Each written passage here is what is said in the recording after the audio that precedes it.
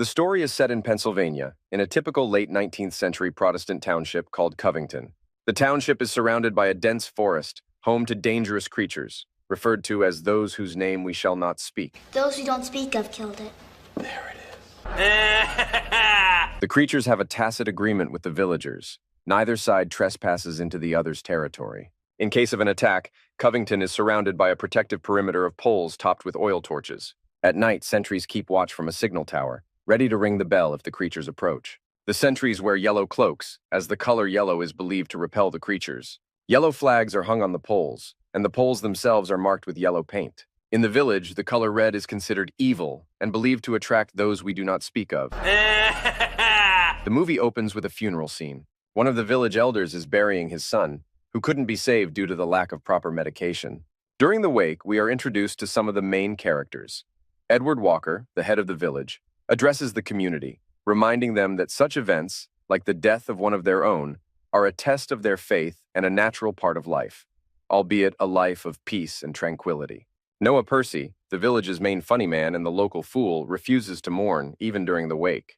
When he hears a wild howl coming from the woods, he cheers as if he had struck gold. After the wake, life in the village resumes its normal rhythm. Some people tend to chores, others care for the livestock, while others keep watch over the impenetrable forest, full of dangers and mysterious creatures. The story progresses as we see a group of children gathered around something that has caught their attention. An elder approaches to see what the children are so fascinated by. He finds that they are crowded around the skinned body of a small colt, killed by an unknown animal. During the next lesson, the elder tries to discuss the incident with the children, asking who they think did it. The children believe it was the work of those whose name we do not speak. But the elder reminds them that there is an agreement between the community and the creatures, which has not been broken for many years. No one from the community crosses the forest's boundaries, so there is no reason for the creatures to attack. Later, the village elders hold a meeting to discuss the upcoming Feast of Birds. At the meeting, our protagonist, Lucius Hunt, a young man who struggles with emotional issues, asks the elders for their blessing to go to the cities to get medicine. He is concerned about the recent death of the elder's son and doesn't want to see it happen again. As for the creatures in the forest, he isn't afraid, believing they can sense people's intentions. Since his goal is selfless, he is confident they won't harm him. Despite his reasoning, the elders refuse his request. That evening, Lucius visits his friend Finton, who is on night duty at the tower, to stave off his loneliness. They talk about the cities, which Finton views as breeding grounds for evil and corruption. He doesn't support Lucius's idea of going there. As more skinned foals are found in the village, the locals grow increasingly worried, wondering if those whose name we do not speak are responsible.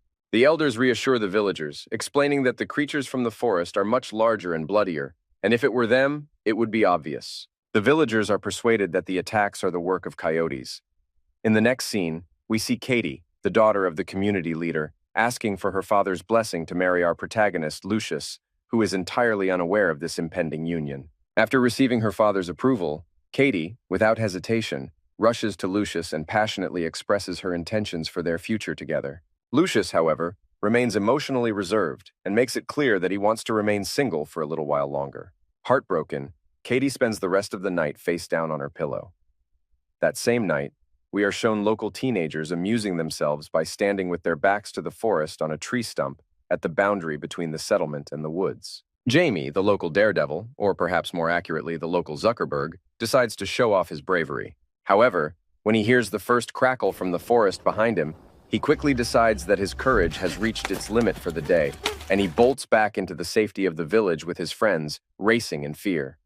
The next morning, we are introduced to another main character, Ivy, a blind girl and Katie's sister, who harbors unrequited love for Lucius. Ivy reveals her strong-willed character by putting Noah in his place when he, in a fit of madness, starts playing roughly with the other teenagers. She leads him to the punishment room, reminding him of the consequences if he doesn't behave. Oh my God. Later, she and Noah run to an old rock where they find a brooding Lucius. Ivy begins to express her feelings for Lucius, but he, adhering to tradition, does not respond to her advances.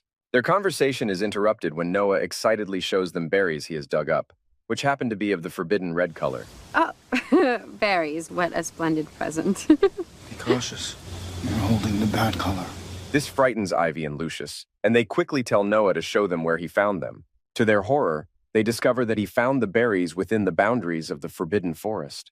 Lucius reports the incident to the elders, emphasizing that the creatures didn't harm Noah because he is blessed and free of evil thoughts. Lucius believes that the forest creatures can sense purity of intention and therefore didn't attack Noah. That evening, Lucius has a conversation with his mother, where he tries to justify his desire to go to the cities to obtain medicine.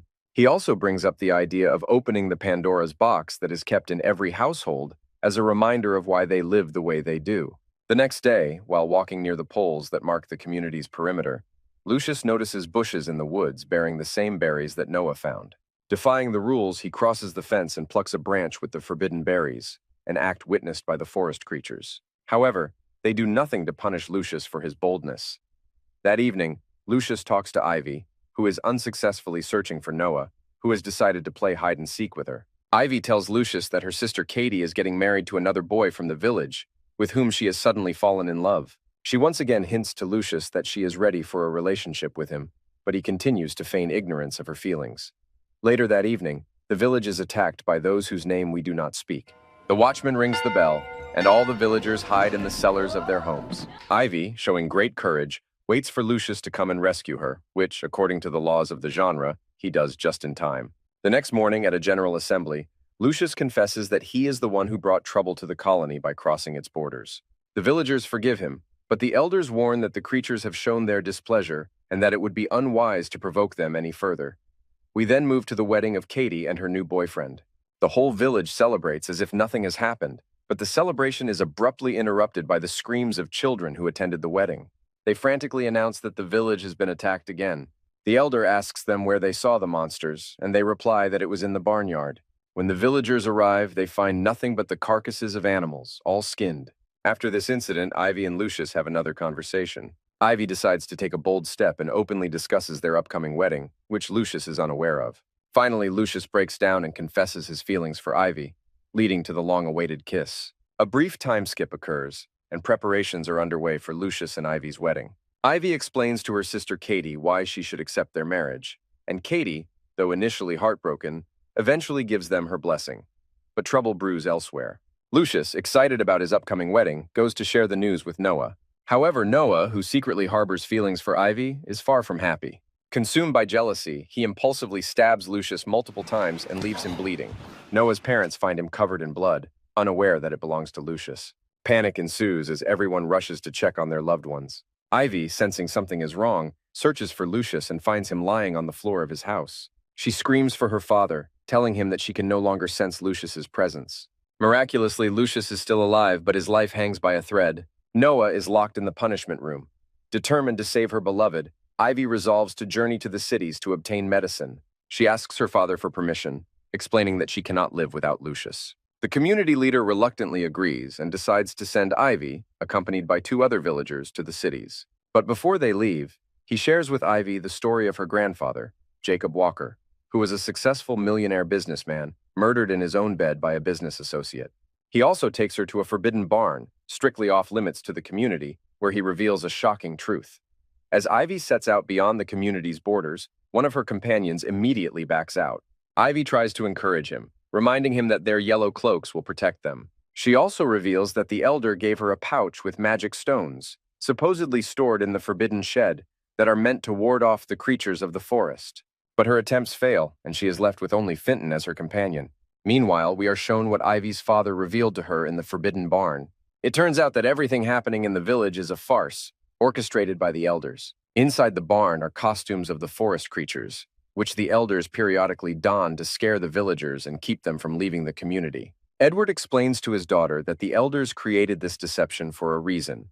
Each of the village's founders had suffered terrible experiences in the cities. After enduring great tragedies, they decided to establish a community far from civilization, where the next generation could be raised in an environment free of evil, greed, and hatred.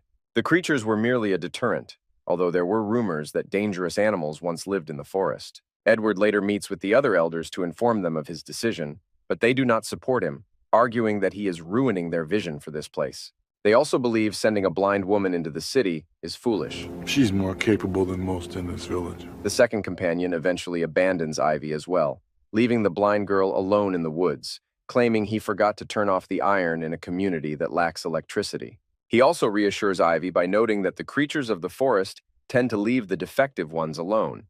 Ivy spends the night in the forest. In the morning, driven by love and determination to save Lucius, she continues her journey. Her resolve seems to pay off until she stumbles into a large pit. She manages to grab the edge and climb out, but she is now exhausted, covered in mud, and her yellow cloak is stained black. Despite her weariness, she presses on. But her troubles are far from over. She begins to hear eerie sounds, remembering her father's words about the dangerous creatures that once inhabited the forest. Soon, she encounters one of the creatures, which starts stalking her like a predator. In a desperate move, Ivy lures the creature to the edge of the pit she nearly fell into.